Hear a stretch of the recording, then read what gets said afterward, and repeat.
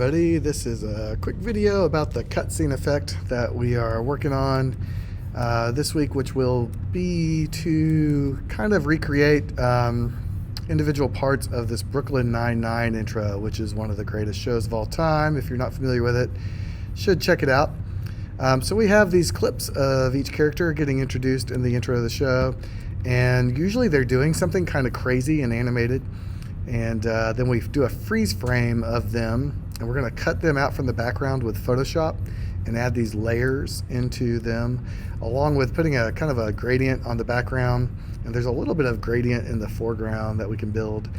So this class helps if you've definitely had a Photoshop class. This one of Terry Crews, you see his arm is actually cut out and is separate from his body, and then this layer goes between them. So that's optional, but that's a cool look to do. But most of them, we just freeze the character and stamp their name over it. Chelsea Peretti, we have the same thing on her, where her arm was separate from her body so that it covers this up. So I'm going to show you all how to do this whole thing. You can follow these instructions. A few of the images may not exactly line up, but the steps are roughly the same. From this video actually created a slightly different look. So I'm going to show you the Brooklyn Nine-Nine way to do this. So basically, you're going to record a video of yourself, and hopefully you're doing something kind of weird or interesting with your arms or face, like doing something dumb. So I've got this video where students were interviewing me about what my hobbies were, and I said I like to run. So that's a gesture I make for running. And I've isolated that down to just 2 seconds, where I do this move. Nope. It's really dumb looking. Actually shortened that down just now to even shorter, to 119. So I'm making a really dumb face here, so that's perfect for what I'm trying to do. It's kind of capturing something slightly embarrassing. So I'm going to right click that clip now and make a new sequence from that clip. And that new sequence is named the same thing. So I'm just going to change this to Chris cutscene. So that is going to be the final project I'm going to make. Now I just want to go to the last frame of this. So I am hitting the down arrow on the keyboard. And that goes, actually I need to be over here in the sequence. So we can use the left and right arrows to move one frame at a time. But if you hit the down arrow, it'll go to past the end of the clip. So I'm hitting the left arrow to get the very last frame of this image. And now I'm going to take a freeze frame of this image. We're going to click on this little export frame camera at the bottom of the program window. If you don't have that, there are some hidden things you can add to this window down there if you don't have them turned on. Like I've been working with a 360 camera, so a lot of times I'm adding this 360 view. So you just drag things you need, like this export frame. If it wasn't in there, you could just drag it over here. So you click on that, and it gives it a name, or suggests a name. I'm just going to name mine Chris Cutscene. I'm going to make a PNG file, so it's making a still image.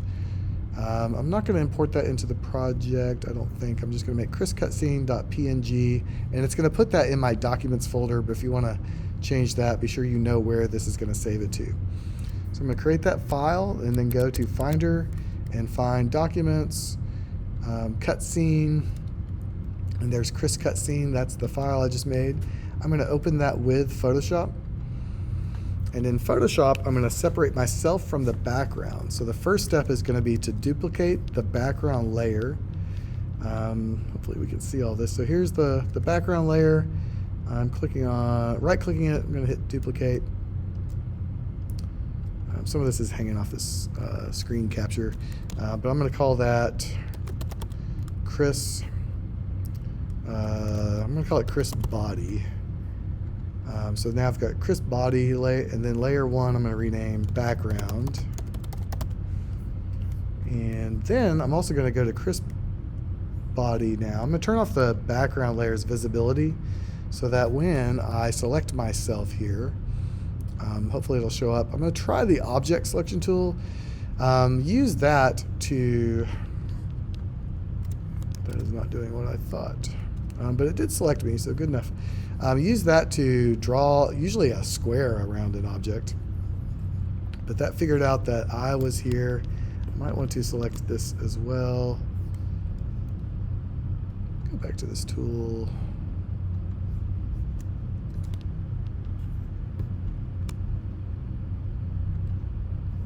To add that. Okay, that's not working the way I wanted it to. I saw somebody work with that earlier and it worked real well. You can also use the quick selection tool and you just kind of draw over everything. And this actually looks right. I've got everything selected here. I am going to also, well, I'm going to first invert this selection. So I'm going to go up here to select and inverse. And I want to select everything that's not me and delete it. So now I've got me with the background cut out. And if I turn on the background visibility, can see that I've got now 2 layers.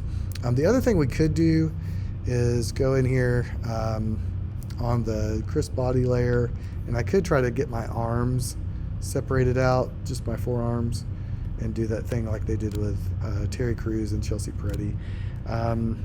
It's a little difficult sometimes to narrow this down though to just the parts you want. So I don't want any of my shirt. So I'm holding down Option and trying to deselect some of this stuff. So I think I've got the arm. Could probably do some more there, but now I'm going to invert that selection. Actually, I'm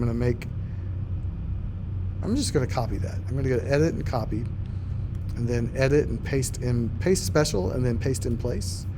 And now I can turn off the Chris body layer. You can see I've just got those arms. It's a little weird, but we're getting to where I want to go. Then I'm going to add a couple things here. First is a gradient. I'm going to put a gradient on the background layer. So I'm going to go to the gradient tool, pick out a couple of colors for the gradient. Some of the colors similar to what's in the image here, so like blue and purple. And up here in the gradient tool, when it's selected, you can change how it's going to work. So if I go to basics, I could fade from the foreground to the background colors selected here, or from the foreground to transparent. So first I'm going to do this one foreground to background, and then I'm going to go create a new layer. I'm going to call that gradient, and then I'm going to click and drag a line, and I've added this gradient layer. Actually went foreground to transparent, but anyway, I'm going to make that, turn down the opacity a little bit, and sometimes I mess with these blending modes. Just try to see if any of those look cooler. Screen actually works pretty well. So then I'm actually going to select both these layers. I've got them selected. I'm going to layer and merge layers. So that merged those two. So now background has that gradient with it. It's going to make things easier later. You don't have to do that. Also in the Brooklyn Nine-Nine show, they add a little bit of a gradient layer to the body, or just above all this. I'm not going to worry about that, but sometimes they do a slight layer down here at the bottom. Don't want to make it all funky though, so I'm not going to worry about that. But it would look a little more like this. See how that? Actually, I'm going to leave it. So I'm going to leave that on there. It's on Chris body layer. Leave. Okay, and then I'm going to make a rectangle down here with the rectangle tool, and I'm going to draw a big rectangle across, starting off screen. Across my body there. Then I'm going to hit Command T, and that will let me point just outside of this where I can angle it a little bit. That seems to be the theme of the show, as those things come in at an angle. And then I'm going to hit, so it's kind of sandwiched between on my layer stack. Where did my layers go? There they are. So I've got rectangle, it's in between Chris's body, and I should label this Chris arms. Arms, okay. Then on top of this layer, I'm going to put some text. I'm going to go ahead and make that black and white text. So I changed the colors back to white up here for character colors. I've got a huge font size right now, and then just some kind of big blocky text. And I'm going to call this Chris Willis. That's my character name. I'm going to hit Command T.